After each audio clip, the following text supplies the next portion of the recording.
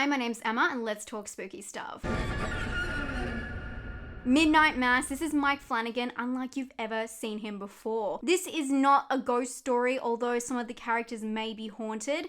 This is something far more evil. Midnight Mass takes those elements we love from Mike Flanagan and the soulful, heart-wrenching examination of the human experience and turns it on its head with surprising revelations. And although the series starts off slow, you'll be neck deep in terror before you know it. Midnight Mass just hit Netflix, so it's available right now. It's 7 episodes long, so it's utterly bingeable. The limited series is created and directed by Mike Flanagan. In this series, we take the boat trip to a religious small fishing town called Crockett Island, population of 127. Our trip is carried by Riley Flynn, a man returning to the island with nothing left. Riley has that familiar tone with the Mike Flanagan character. He is haunted by his past, but this show isn't about Riley's past, it's about his future. And Riley isn't the only unexpected character coming to the island, as the mysterious priest Father Paul arrives to take over the church. As I said, this is a very religious town, so keep that in mind. While the town is unsettled by the newcomer's arrival, it doesn't take long for them to warm up to his charm,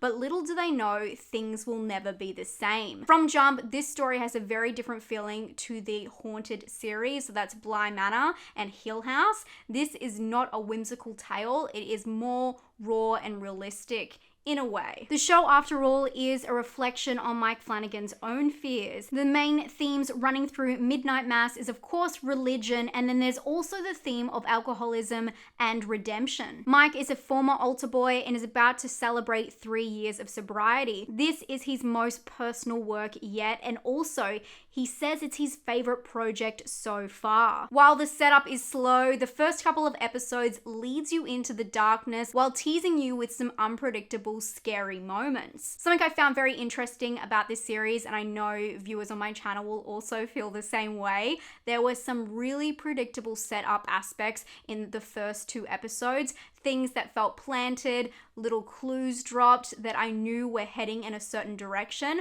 But as much as these aspects seem really in your face if you're a hardcore horror watcher, there's just as many aspects and moments that are mind-blowing, to say the least, that are completely unpredictable. So it was a really interesting balance of knowing where some things were going, but not sure how they were getting there. I'm really pleased that there was just as many predictable things as there weren't, and it really did keep me on my toes. It feels like it distracted me with the smaller aspects that I was trying to read into, that I completely lost sight of the bigger picture. And for that, the reveals really worked for me. Because when you take a step back and you look at the bigger picture, the connections between it all are more horrific than you could ever have imagined. Although the start of this show is quite slow and you're waiting for things to happen, you don't understand the beauty of this until later, because it's only after you understand each character in Crockett that you understand why the reveal is so horrific for them. Like most horror contained in an isolated location, the landscape plays a big part. And what starts as this quaint, beautiful, cozy town begins to become a little bit creepy at night. But something I found really interesting is it doesn't stray too far from a warmer color palette, which we're very used to Mike Flanagan films having this green and blue highly contrasted tinge. That could be because we're more used to him focusing on hauntings and that kind of feel where it's, you know, more ghostly, more foggy. This one was completely different. I felt that the sets were dressed in a lot of lamps, so a lot of extra lighting. It just felt like a warm and cozy place. And when it started getting creepy at night, I wasn't too sure if it was a psychological aspect of knowing what was happening in this place. Although they were isolated, it was very interesting because the town itself didn't feel creepy. It felt very homey. And I guess maybe that's the angle, taking horror into a place of comfort, into your own home. And it very much felt like that. I was really interested by that, especially in this shot here, which is a jail cell.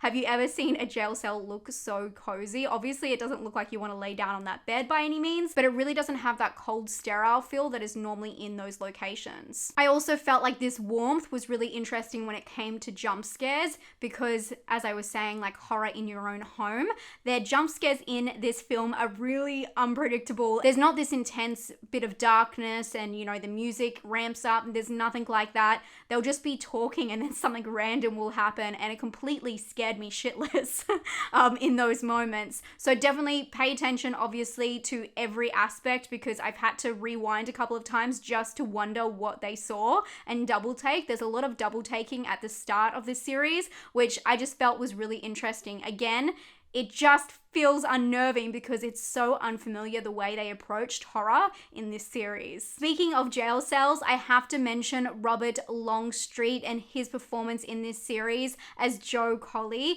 By far my favorite character. I laughed with him, I cried with him, I was mad at him. He was pushed to the absolute limit in his performance and I really enjoyed his character. His arc is phenomenal, and just the way he played it, I absolutely loved it, and I thought it was a standout for me. If you've seen the series, I would like to know which character stood out for you, because obviously with this village, there's a lot of them that we get to know, but his performance just really nailed it for me. I don't want to get too much into the themes. I'm not going to touch on them because I want you to explore them, but the subtext in this story is very interesting and something that we have touched on before, especially in a couple of films in the early 90s, but not exactly in this way. I feel like we really dive in deep, and it is horrific. It's absolutely horrific because it's something that a lot of humans can relate to. I believe this will make the TV show just as sweet with a second watch, but just in a whole different way, because you'll be able to unravel it backwards and see everything you missed along the way, pointing to the conclusion way before you figured it out. At the end of the day, there's still the Mike Flanagan trademark of something that is just completely heart-wrenching and hits you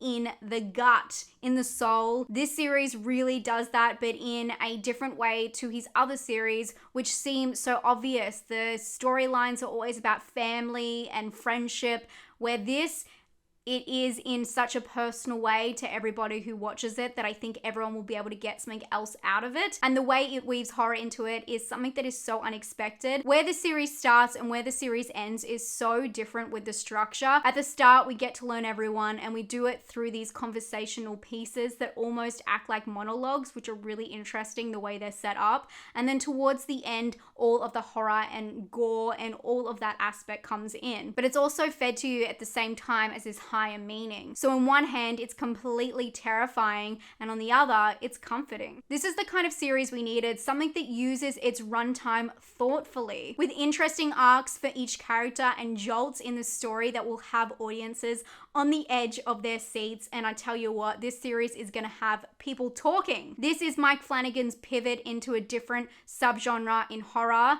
and I tell you what, this is top tier for that subgenre, I swear. So should you binge Midnight Mass this weekend? Definitely 100% recommended by me. I'm gonna give this series a 9 out of 10. It was really hard to talk about this one without spoilers because the way it's structured, the flow and the changes in that flow are just so riveting, but also major spoilers. And because of that, I really urge you to watch this one as soon as possible, because I just know people can say a couple of words and completely ruin some of the best reveals of the show for you. It's only 7 episodes long and it's on Netflix right now. Go watch Midnight Mass and let me know what you thought down below in the comments. Thank you so much for watching. If you haven't subscribed yet, my name is Emma and I have this channel, Spookyastronauts, where I do 2 videos every single week talking about horror movies, talking about thrillers, and giving you a lot to put on your to-watch list. Next week, we'll be talking about what's coming up for October, as well as what I watched during the whole month. So lots of recommendations, so many TV shows. I can't wait to get into it all with you guys. Let me know if you're watching Midnight Mass this weekend down below. And if you already have, what are your thoughts? I'll talk to you all very soon. Stay safe and stay spooky. Bye.